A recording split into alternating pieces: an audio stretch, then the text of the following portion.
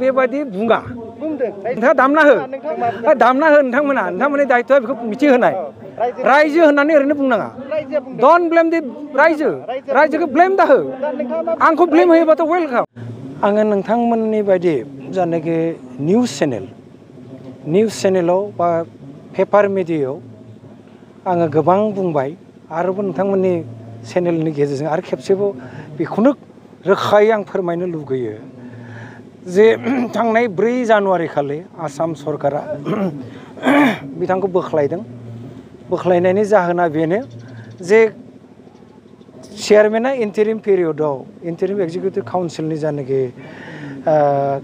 मावनांगौ हाबाफारिफोरा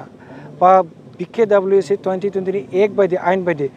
चेयारमेन सासेनो जाखिनि क्षमता होनाय जादों बे क्षमतानि बायदियै बिथाङा मावाखै जाय मावैनि थाखाय जोङो गोबां बिथिंनिफ्राय जों सावरायनाय बा कमप्लेन जों मोनदों आरो बे कमप्लेनफोरखौ नायनानै जों बिजिरदों बिसेसकय बिथाङा गोबां कम्पेनिजों मेम'रेन्डाम आन्डारस्टेन्डिं खालामो जायखौ बिथांनि पावाराव गोग्लैया मेम'रेन्डाम आन्डारस्टेन्डिं बिथाङा खालामदों आरो बिथांमोननि मेम'रेन्डाम आन्डारस्टेन्डिं खालामनाय जायनाखि आफादफोर आं नोंथांमोननो कपिखौ नांगौब्ला होनो हागोन आं दिनै मा कम्पानिजों बिथाङा सिटाल एन्टारप्राइजजों खालामदों बिथाङा दिल्लीनि केसि अर्गेनाइजेसनजों खालामदों माने बिराद बुरजा बिथांमोना बिथांखौ जितु बुंनाय बायदिब्ला काउन्सिलनिफ्राय बुंनाय बायदिब्ला रां जाख्ल'नायनि सायाव बिथांखौ बोख्लायनाय जादों बेसेसो रां जाख्ल'नाय बिथाङा वर्क अर्डार इस्यु खालामदों बिथाङा मेम'रेन्डाम आन्डारस्टेन्डिं खालामदों बिथाङा गोबां बेक्तिनाव रां सहाय लानायनि नामाव खामानि होगोन होनना बुंदों बिथांमोना जोंनो फैयै जाखिनि बुंफैनो हमदों बेफोरखौ नायनानै बेखौ नोंथांमोना फेक्सुवेल जुदि इनफरमेसन नांगौब्ला नोंथांमोना आंनि लेखाखौ लादो बिथांमोना एग्रिमेन्ट खालामनायाव मा कमिटमेन्ट होआ आरो जाय बिथांमोनजों एग्रिमेन्ट खालामदों बिथांमोना मा इन्सुरेन्सखौ मोननानै मा आसाखौ नुनानै बिथांमोना एग्रिमेन्टखौ खालामदों बेयाव राङा रोखा लिरनाय दङ ओंखायनो बियो बिथांनि क्षमतानि गेजेरजों जिहेतु गोलैया वर्क अर्डार मोनसे राइटिं पेड जायो नामा मेम'रेन्डाम आन्डारस्टेन्डिं मोनसे writing pad government writing pad जायो नामा जोंनि प्रिन्सिपाल सेक्रेटारिनि गेजेरजों आयेननि बेरेखायै खामानि मावनो थांनायावनो बिथाङा मा कमिटमेन्ट होदों बेयो रांजों सम्पर्क दंजोबो जोंनि काउन्सिला थेर बेथेर जानायनि प्रश्न इट डाजन्ट एराइज कुइसन प्रश्न सोंलु जाया बिथाङा रां जादों जाया बेखौ कर्टआ थिग खालामगोन बिथाङा मा मिसइउज खालामदों पावारनि बिथांखौ काउन्सिला इतिमयधे फाक्का सिद्धान्त लानानै मोनथाम मिथिङाव बिजिरनानै जों बिथांनि सायाव एक्सन लानांगौ जाना आसाम सरकारखौ बुंदों आसाम सरकारा एक्सन लादों दिनैनि दिनाव जोंनि काउन्सिलनि खुनु बेक्तिया बिथाङा इसिबां कोटि रां जादों होननानै जों बुङाखै जोङो सरकारखौ होनदों बियो नैबायदि इलिगेल खालामदों नैबायदि इलिगेल खालामनो थांनायाव बिथाङा मा कमिटमेन्ट होदों बिथांनि खोथा बियो होननानै जोङो बिथांनि जानाखि इलिगेल खामानि मावनाय बेखौ जोङो फोरमायदों बेनि सायाव जोंहा जथेस्थ' डकुमेन्टस दङ नोंथांमोनाव नांगौबा नोंथांमोना बुंनांगौ नोंथांमोना सोंहि जोंनि काउन्सिला बिथाङा इसिबां कोटि जादों इसिबां रां जादों इसिबां जों बेखौ बुंनो थाङाखै कर्टआ प्रमान खालामगोन जेसेबां मिथि मोनो आरो बिथाङा प्रथमावनो एग्रिमेन्ट खालामबाय सिटाल एन्टारप्राइजजों बिथांनो खामानि होगोन होननानै 70 crore 48 lakhsनि मोनसे मेम'रेन्डाम आन्डारस्टेन्डिं खालामदों मोनसे वर्क अर्डार इस्यु खालामदों आरो बे मा रां इनभल्भमेन्ट जायाखै नामा बे खोनासं बे जाहैबाय मा बेयो बे 70 crore 48 lakhsनि एग्रिमेन्ट मेम'रेन्डाम आन्डारस्टेन्डिं वर्क अर्डार बिथांमोना बोरै खालामखो जै खालामनायाव सोरबा काउन्सिला जड़ित जानांगौमोन काउन्सिलनि सासे मानसि जड़ित गैया बे जोंनि चिफ एक्जिकिउटिभ मेम्बारखौ बाद होनानै प्रिन्सिपालखौ बाद होनानै बिथाङा बोरै एग्रिमेन्ट खालामखो बे मा इलिगेल जायाखै नामा बेवहाय थाखानि एमाउन्ट लिरनाय दङ बेवहाय सोर जादों जाया जोंनि काउन्सिला स्पष्ट खालामना जादों बे एग्रिमेन्टआ एलिमेन्ट नाम्बार 1 नाम्बार 2 दिल्लीयाव हा होगोन होननानै माखासे हारियाना दिल्लीनि कम्पानिफोरजों आं दहाय बुंदों कम्पानिया केएससि कम्पानि आरो माखासे गोलाव दङ बिसोरनि नामा बिनि लेखाखौ नोंथांमोना ला बेवहाय बेसेबांबा क्रर लिरनाय दङ बिथांमोननि मेम'रेन्डाम आन्डारस्टेन्डिं अर्डाराव नाम्बार 3 गुवाहाटी एडमिनिस्ट्रेटिभ ब्लक होगोन होननानै बिथांमोना कमिटमेन्ट होनाय रादाय होनाय बिनि लाइजामा जोंनाव फैगासिनो दङ नाम्बार 4 बेबायदि खामानि होगोन होननानै गोबां मानसिफ्रा जोंनाव बुंफैबाय थादों ओरै जोङो रां बाहायदों ओरै जों रां खरसा खालामदों होननानै बेबायदि दा बेवहाय दिनै बिथांमोना आरोबाव माखासे कम्पानिया सलार लाइट होगोन होननानै धेमाजि आरो गलाघाटआव गोबां एग्रिमेन्ट दङ बिथांमोननिया बेबायदि एग्रिमेन्ट खालामनो मोनो नामा सासे चेयारमेना बेबायदि एग्रिमेन्ट खालामनो हायो नामा एगौ लिरदों नामा बे फैसानि इनभल्भमेन्ट गैयाथाय बोरै जानो हागौ जों बेखौ काउन्सिलनिफ्राय बेफोरबायदि मिसइउज पावारखौ मिसइउज खालामनाय एकखौ मा होनो मानियै ओंखायनो जों आसाम सरकारनो स्पट खालामनो मोनो नामा सासे चेयारमेना बेबायदि एग्रिमेन्ट खालामनो हायो नामा एगौ लिरदों नामा बे फैसानि इनभल्भमेन्ट गैयाथाय बोरै जानो हागौ जों बेखौ काउन्सिलनिफ्राय बेफोरबायदि मिसइउज पावारखौ मिसइउज खालामनाय एकखौ मा होनो मानियै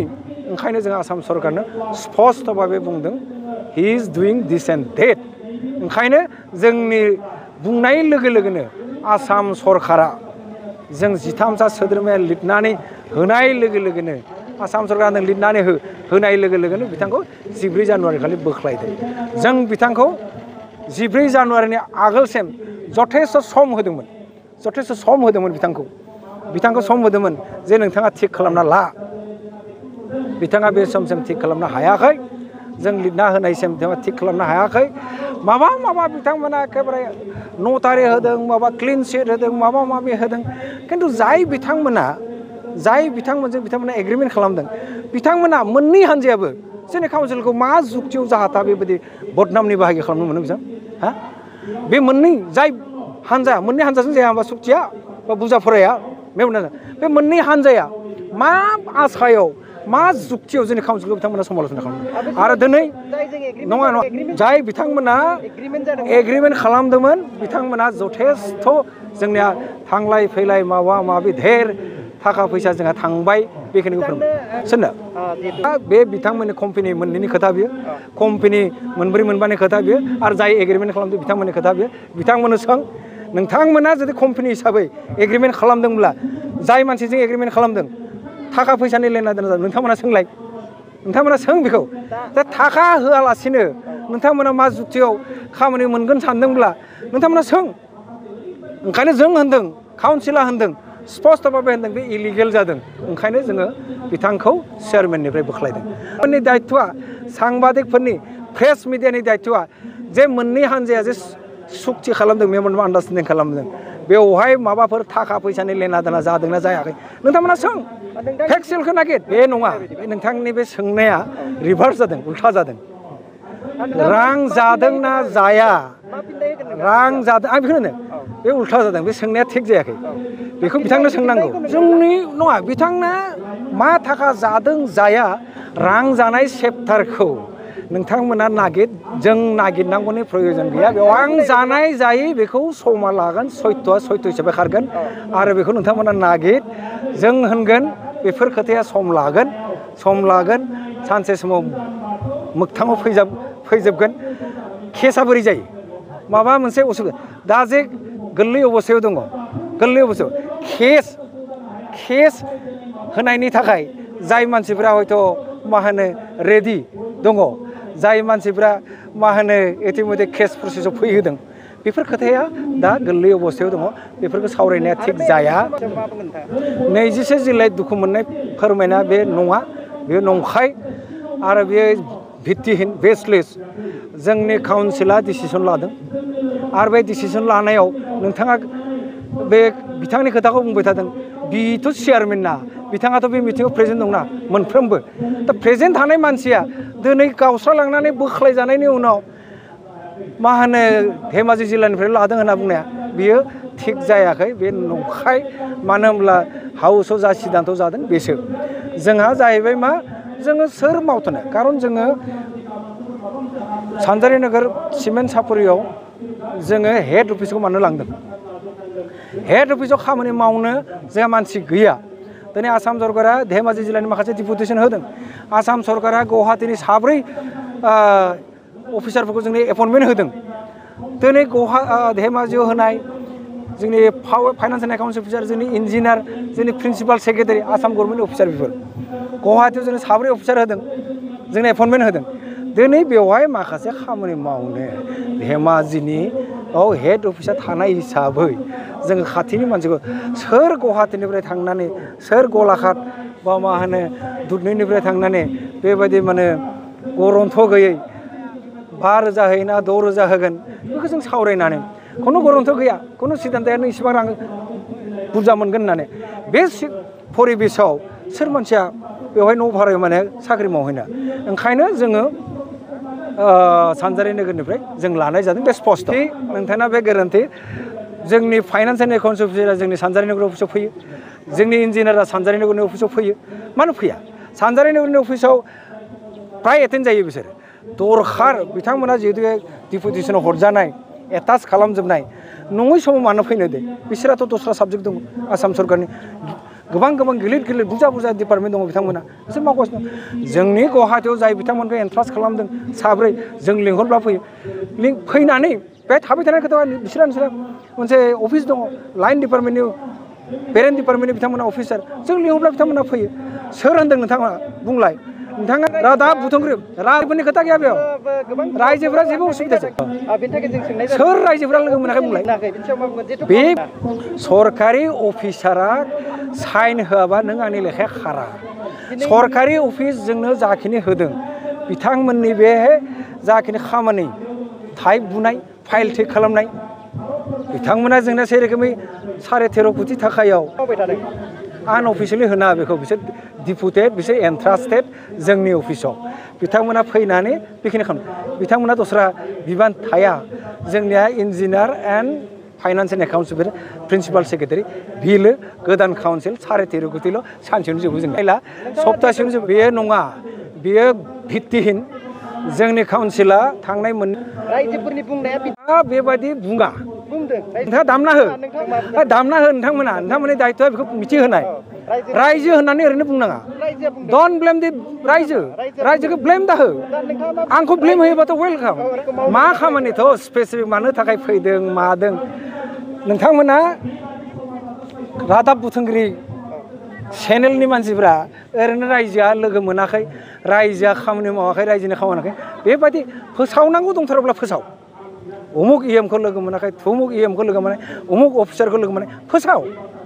ओरैनो रायजो होननानै बुङा रायजोआ बुजि मोनगौ 10 आगस्ट जोंनिया मोननै खुनु काउन्सिला मोननै अफिस गैया होनना बुंब्ला दस्राफ्रा हयथ' मोजां मोननाय नङा जोंनि काउन्सिलनो आसाम सरकारा नाजानायनि गेजेराव आसाम सरकाराव जोंनो मोननै जायगायाव अफिस खालामनो होदों मानो होनब्ला जोंनि एरिया बिराद गिदिर आसाम सरकारा होनदों गुवाहाटीयाव थायोब्ला हेड अफिसा खामानि मोनो एसे साबसिन जागोन सानजारि नोगोराव लाखिनाय समाव गोजान जादों होननानै माखासे अफिसारफ्रा आसाम सरकारा जे गुवाहाटीयाव लाबोदों 10 आगस्टआव नटिफिकेसननि गेजेरजों थांनाय बोसोरनि 10 आगस्टआव गुवाहाटीयाव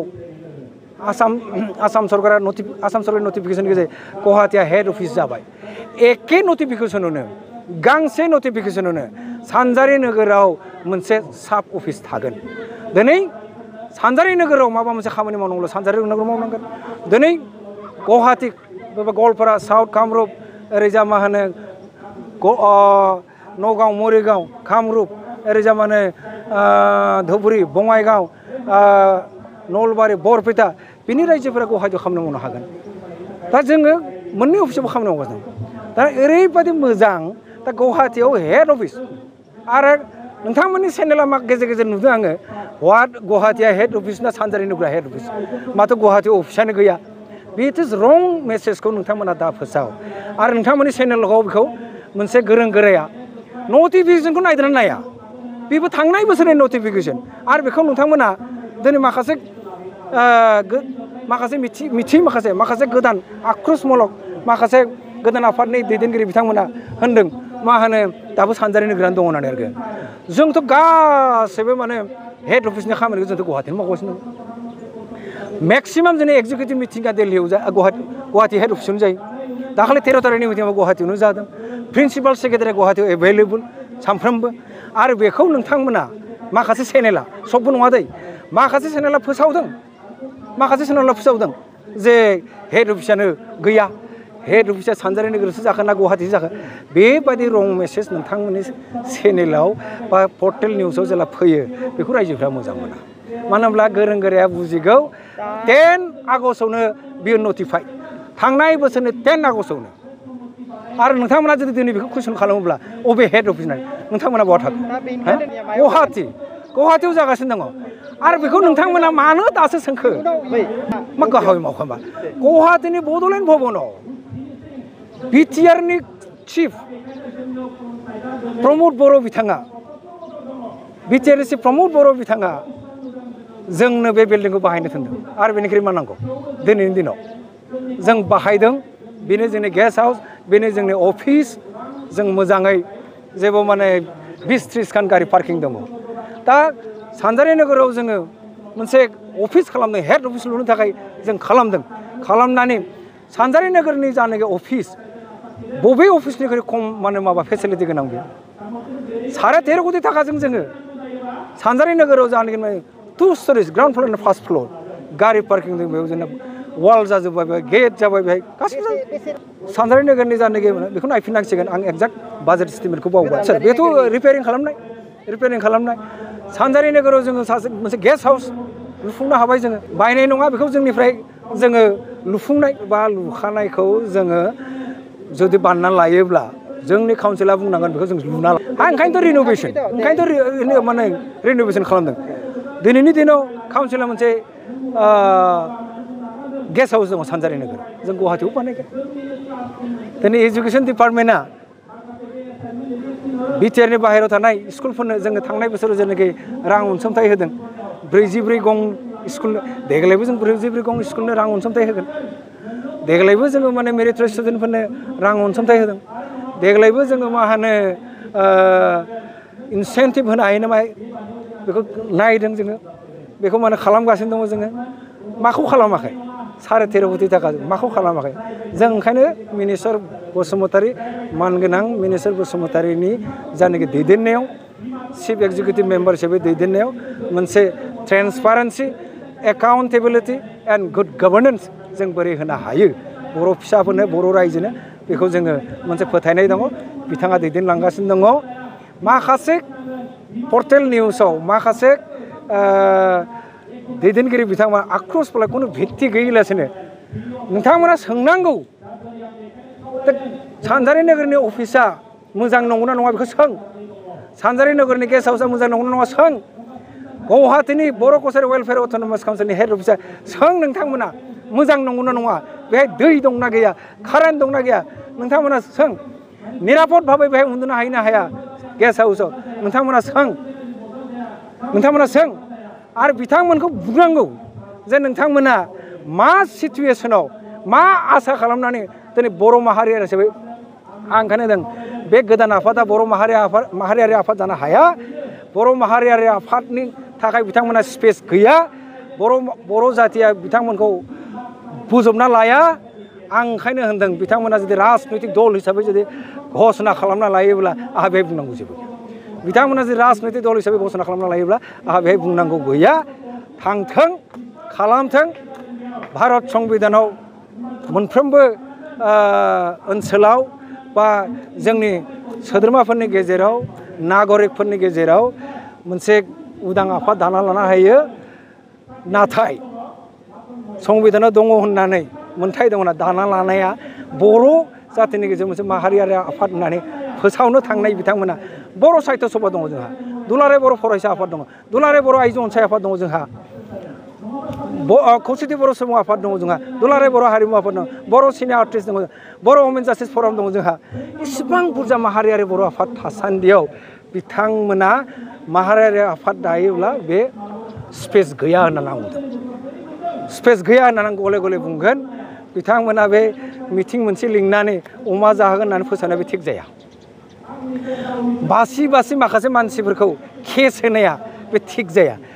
जोंनि काउन्सिलखौ फार्स्ट केस होबाय चेयारमेन थानानै चेयारमेननिफ्राय बोख्लायजानायनि उनाव केस होबाय बेनिफ्राय